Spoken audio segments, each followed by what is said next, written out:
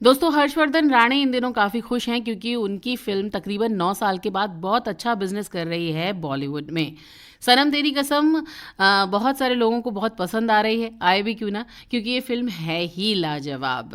ख़ैर, सनम तेरी कसम फ़िल्म जब फ्लॉप हुई थी तब हर्षवर्धन ने क्या सोचा, क्या किया, क्या था उनका रिएक्शन और फ़िल्म की हीरोइन मावरा हुसैन के बारे में हर्षवर्धन ने क्या कहा, अगर आपको ये जानना है तो मेरा ये पॉडकास्ट शुरू से लेके एंड तक सुनना पड़ेगा।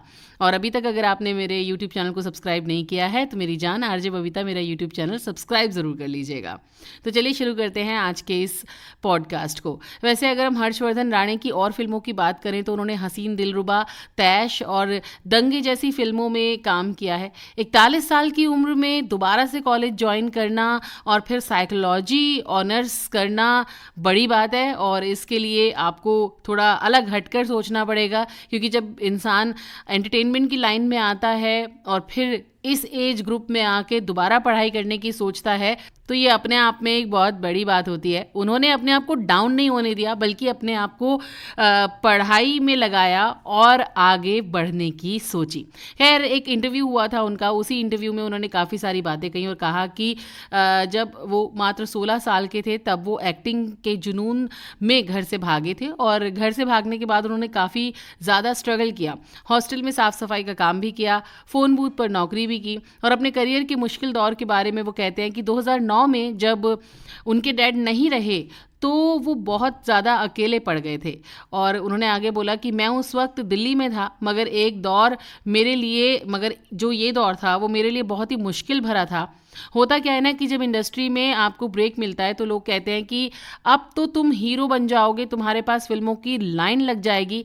मगर मेरी फिल्म सनम तेरी कसम आई, फिल्म को लेकर मेरे कई बड़े बड़े ख्वाब थे, फिल्म नहीं चली, मुझे फिल्म के कोई कॉल्स नहीं आए और वो वक्त मेरे लिए सबसे ज़्यादा कठिन समय था। मैं समझ ही नहीं पा रहा था कि मैं इसको कैसे हैंडल करूं, क्योंकि जब एक वक्त आता है कि लोग आपको चढ़ा रहे होते हैं, आपको ही बोल रहे होते हैं कि अब तो तुम ऐसे हो जाओगे, अब तो तुम वैसे हो जाओगे, लेकिन आपको उस तरीके का रिस्पॉन्स नहीं मिलता आपकी फिल्म से और आपको कोई कॉल नहीं आता तो आप टूट जाते हैं। लेकिन हर्षवर्धन राणे शायद टूटे नहीं, अपने आप को उन्होंने संभाल लिया। हाल ही में उन्होंने अपना 41वां जन्मदिन मनाया और पिछले साल 40 की उम्र में उन्होंने दोबारा से कॉलेज में एडमिशन लिया और साइकोलॉजी ऑनर्स के फर्स्ट ईयर में वो 82% मार्क्स लेकर आए। और इस उम्र में दोबारा पढ़ाई को लेकर उन्होंने बताया कि मेरे पापा बहुत ही जल्दी दुनिया से चले गए थे, तो एक दिन मैं उन्हें याद करते हुए सोच रहा था कि उन्हें मैं कैसे खुश कर सकता था। तब मुझे लगा कि मेरी एजुकेशन उन्हें बहुत खुशी देती थी। मेरा भी बहुत मन था कि मैं अपनी पढ़ाई पूरी करूं, क्योंकि हालात के कारण मुझे अधूरी छोड़नी पड़ी थी अपनी पढ़ाई। अब जब मेरे 81.5% आए हैं तो पिताजी यकीनन बहुत खुश होंगे। मुझे याद है कि चौथे पेपर के समय मैं आखिरी सवाल का जवाब लिख रहा था और मेरे एग्जामिनर ने मेरे हाथ से आंसर शीट छीन ली। मैं तो हक्का बक्का रह गया, क्योंकि एक एक्टर बनने के बाद मेरे साथ ऐसा ट्रीटमेंट कभी नहीं हुआ था। मुझे सालों से खास तौर पर ट्रीट किया जाता था, मगर यहाँ मैं एग्ज़ाम देने वाला एक स्टूडेंट था और मुझे नियमों का पालन करना था। एग्ज़ाम का समय बीत चुका था। वैसे भी मैं शुरू के 4-5 दिन एग्ज़ाम देने के लिए मास्क लगा कर गया था तो मुझे कोई पहचान नहीं पाया, मगर चौथे पेपर के समय लाइट चली गई और मुझे अपना मास्क नीचे करना पड़ा। तब लोगों को पता चला कि मैं कौन हूँ, तो वहाँ पर काफ़ी हलचल मच गई थी। डेफिनेटली मचेगी। अच्छा, अब फिल्म में जो हीरोइन है मावरा हुसैन, उनका भी बड़ा इंपॉर्टेंट रोल था और उन्होंने बड़ी खूबसूरती से इस किरदार को निभाया था। खासतौर से वो रोते हुए इस फिल्म में बड़ी खूबसूरत लगी थी और उनका सिलेक्शन भी इस फिल्म में इसीलिए हुआ था क्योंकि उनको रोते हुए बहुत ही सोफिस्टिकेटेड दिखना था, बहुत ही अच्छा दिखना था। वो उन्होंने खुद ही बताया था अपने एक इंटरव्यू के दौरान कि जब इस फिल्म के ऑडिशन चल रहे थे तो 215 लड़कियों का ऑडिशन लिया गया था और मेरा सिलेक्शन सिर्फ इसलिए हुआ था कि मैं रोते हुए बड़ी ग्रेसफुल लग रही थी। चलिए भाई, बहुत बढ़िया है। लेकिन मावरा हुसैन के लिए हर्षवर्धन राणे ने कहा कि बहुत ही मेहनती और ईमानदार अभिनेत्री हैं मावरा हुसैन।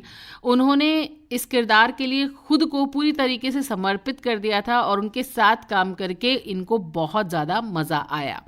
तो चलिए, आज के इस पॉडकास्ट में आपको कितना मज़ा आया ये आप मुझे कमेंट बॉक्स में कमेंट करके ज़रूर बताइएगा और ये भी ज़रूर बताइएगा कि सनम तेरी कसम 2 पार्ट 2 क्या आप देखना चाहेंगे?